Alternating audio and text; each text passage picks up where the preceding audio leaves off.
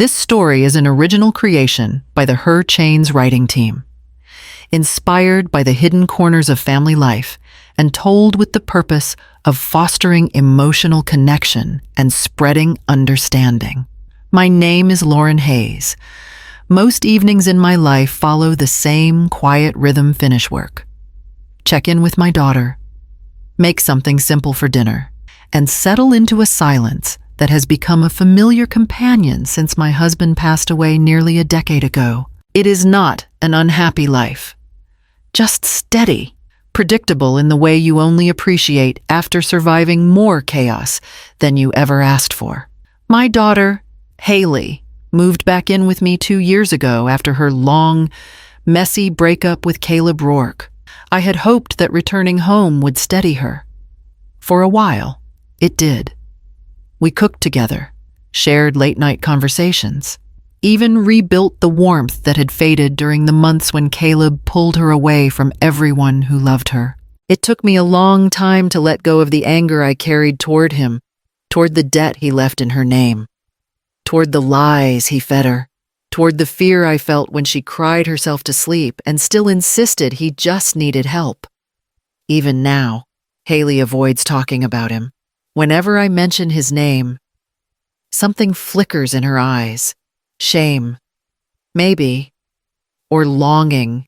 Sometimes it is hard to tell the difference. That Thursday started quietly. No warning signs. Nothing unusual. I had a client dinner scheduled after work, the kind that comes with polite conversation and the hope of securing a renewal contract. Around 4 o'clock, Haley's message appeared on my phone. Stuck at home for dinner, Mom. Love you. I reread it twice. Nothing about the words was strange, but something in the tone tugged at me. Haley rarely added the love you unless she was feeling guilty or hiding something she did not want me to ask about. I tried to shake it off, told myself she was just tired from school and work, and grabbed my coat. By 6 o'clock, I was on my way to the restaurant on Northwest 23rd Avenue, trying to ignore the quiet tightness in my chest as I stepped inside. I arrived at the restaurant a little before 7. My client had texted that he would be running late, so the hostess led me to a small corner booth near the back. It was quiet enough to think, but open enough that I could see most of the room. I liked that. After 60 years of life, I'd learned that visibility often mattered more than comfort. I placed my phone on the table. Screen down. I didn't want to stare at Haley's message again. It sat in my mind anyway. Faintly buzzing under every breath, a server approached. Still waiting on your party. Yes, I said. He'll be a few minutes. I'll bring you water while you wait. Thank you. I settled back against the booth, trying to go over my meeting notes. But the words blurred. My attention drifted to the gentle hum of evening conversations. Forks tapping plates. Low laughter rolling across tables. Then I heard it. A laugh light at first, then dipping into that familiar husky snort at the end. A sound I'd heard for months in my home when Haley believed she'd found someone who loved her more fiercely than anyone ever had. A sound I'd forced myself to forget. My hand tightened on the edge of the table. No, it couldn't be. I kept my eyes down, pretending to read the menu. I told myself it was just memory, just nerves, just an old echo of something I hoped Haley would never run back to. But the laugh came again, closer this time. Fuller, unmistakably hers. Haley's. The second the laugh hit my ear again. Sharper and clearer. I lifted my eyes. Haley sat 3 tables away. My daughter. The same daughter who had texted me less than an hour earlier that she was stuck at home for dinner. The same daughter who had sworn with tears running down her face that she'd cut Caleb out of her life for good. And there he was, Caleb Rourke, leaning back in his chair like he owned the room, a half smile on his face, a glass of red wine in his hand. Haley tilted toward him, brushing her hair behind her ear the way she always did when she wanted to look smaller, softer. Her eyes were bright, in a way they hadn't been in months. And it broke something in me to see it directed at him. Caleb murmured something low. Haley laughed, the same laugh that had cut through the restaurant moments earlier. Light. Then dipping into that husky snort she used to apologize for when she was younger. He lifted the bottle, poured more wine into her glass. She didn't hesitate. My heartbeat thudded in my ears as their hands brushed. Haley didn't pull away. Caleb leaned closer, voice warm, practiced. I couldn't hear the words, but I didn't need to. I had heard enough versions of them when she used to come home with excuses she barely believed. She touched his wrist. He smiled like he'd been waiting for that. I felt my body go cold, not dramatic, not shocked, just suddenly, painfully aware that I was watching something I wasn't supposed to see. Something she didn't want me to see. My daughter texted she was stuck at home for dinner, but I was sitting 3 tables away watching her dine with the man she swore she had cut off forever. I kept my gaze steady, my breath tight, my hands flat on the table. Haley lifted her glass toward him, their eyes meeting with a look that told me everything I needed to know. She still loved him. Or maybe she was still trying to. I don't remember deciding to pick up my phone. My hand just moved, steady in a way the rest of my body wasn't. I angled the camera slightly. Careful. Subtle. The way a mother learns to be when she's watching something she never wanted to witness. 1 click, a clear shot.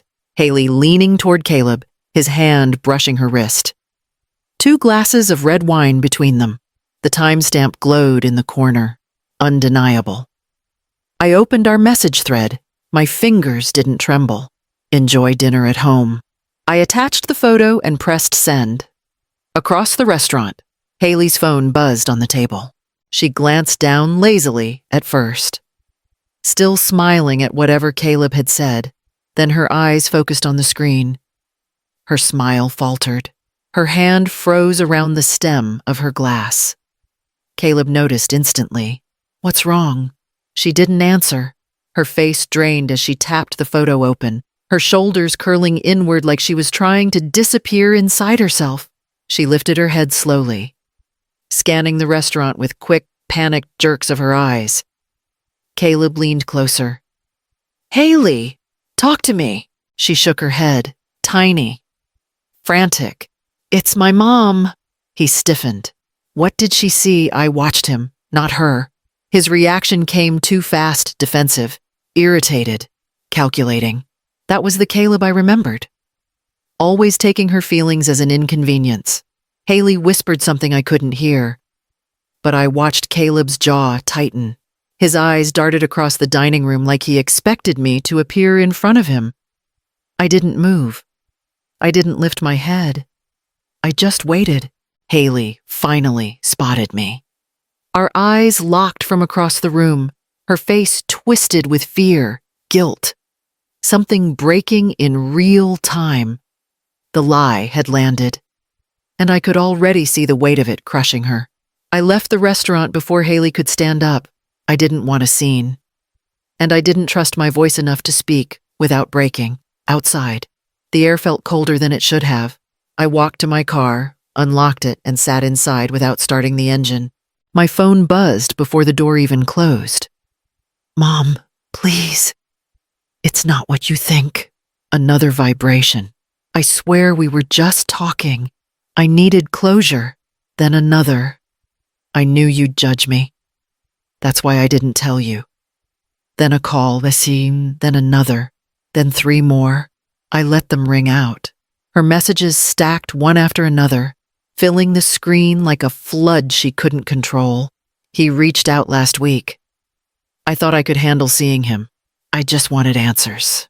Please don't be mad at me. I closed my eyes. Every line felt like a repeat of the past, her voice shaking at 2 a.m, insisting he'd change. The day she admitted he'd opened a credit line in her name. The night she came home, trembling because he'd lost his temper again and called her worthless. I had believed her when she promised she was done. I had wanted so badly for that to be true. The phone lit up again. Mom, I'm sorry, please answer. I turned the screen face down on the passenger seat. I didn't have anything I trusted myself to say. Not yet. Not in the state I was in. Not when the image of her with him was still burned into my thoughts. I drove home slowly, letting the silence fill every corner of the car. Inside the house, I locked the door and set the phone on the counter, ignoring its constant buzzing. The excuses kept coming, piling on top of each other, each one thinner than the last, and still, I didn't respond. Haley came home the next morning looking like she hadn't slept at all. Her eyes were swollen, her hair pulled back in the rushed, uneven way she used to wear it during finals week. She stood in the doorway of the kitchen while I poured coffee, holding her phone like it was something dangerous. Mom, someone called me. She said, about a bill. I didn't look up. What kind of bill? A phone plan. She swallowed. One I don't remember opening. My hands stilled on the counter. Haley, it's not what you think. She rushed out. Caleb just needed a temporary line months ago. He said he'd cancel it. He said it was already handled. And you believed him? She flinched, her voice dropping to a whisper. I wanted to. She sat at the table, scrolling through her screen with shaking fingers. They said I owe almost $400 and that the account has been active for over 7 months. That's not possible, right? He told me he told you a lot of things. I said. She looked up sharply. Mom, please don't start. I'm not starting anything. I'm reminding you of what already happened. You let him use your name before, and now it's happening again. Haley pressed both hands to her forehead. I don't know what to do. First, you call the carrier and close the account. Then you ask them for documentation. And you stop letting him drag you into messes he walks away from. Her voice cracked. He said he needed help, and you always give it, I said softly, even when it costs you. Haley's phone buzzed again. She glanced at the caller ID, then turned it face down. Her shoulders trembled, and for a moment, she looked like the girl who came home crying 2 years ago, insisting he was her future. I recognized the look. The cycle was restarting. The knock came just after noon, a hard, impatient rhythm that made Haley jump like she'd been burned. I'll get it, she whispered, though her voice was already shaking. When she opened the door, a man in a faded jacket held up a clipboard. Haley Hayes. She froze. Yes, I'm here regarding the outstanding balance on a device and service plan. You've been contacted multiple times. Her breath hitched. I'm handling it. He didn't soften. Ma'am, the account is months overdue. If it's not resolved within the next 10 days, it goes to collections. I stepped behind her. We understand. She'll take care of it. He nodded, handed her a notice, and left without another word. The moment the door shut, Haley turned toward me with wide, terrified eyes. Mom, I swear I thought he canceled it. He said he would. He promised. Call him, I said quietly. She fumbled for her phone, pressing his contact with trembling fingers. Come on, please. The line rang once. Then a recording. This number has been disconnected or is no longer in service. Haley stared at the screen like it had betrayed her personally. She tried again and again, each time the same message. No, she whispered. He wouldn't do this. He wouldn't just disappear on me, but we both knew he would. He had before. She dropped into a chair, covering her mouth with her hands as the truth finally hit her. Her shoulders shook, the way they used to when she was 20 and too ashamed to admit she'd trusted the wrong person. It's my fault, she cried. I let him back in. I lied to you. And now everything's a mess again. I knelt beside her, resting a hand on her arm. Haley, look at me. She lifted her eyes, red and wet. This isn't your shame to carry alone. You're not the first person he's fooled, and you won't be the last. We'll fix the mess. Together. She sobbed harder, leaning into me like she used to when she was a child and scraped her knee. Outside, the hallway went quiet again. Inside, her world was falling apart the same way it had before, only faster this time. Haley sat on the couch with her knees pulled to her chest, clutching a pillow like it was the only thing keeping her upright. I sat across from her, letting the silence settle long enough for her breathing to steady. She looked exhausted, wrung out, too young to carry the weight she kept choosing to lift.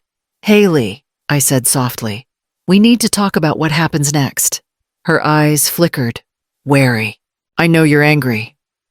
"I'm not angry, I'm tired, and I'm scared for you." I leaned forward. "This keeps happening because the pattern never changes. He shows up. You bend. He takes, and he leaves you with the damage." She swallowed. "I thought he meant it this time." "I know you did. But love isn't enough when it keeps hurting you." Her throat tightened. "So what do you want me to do?" "3 things," I said. "First, you block him. Everywhere.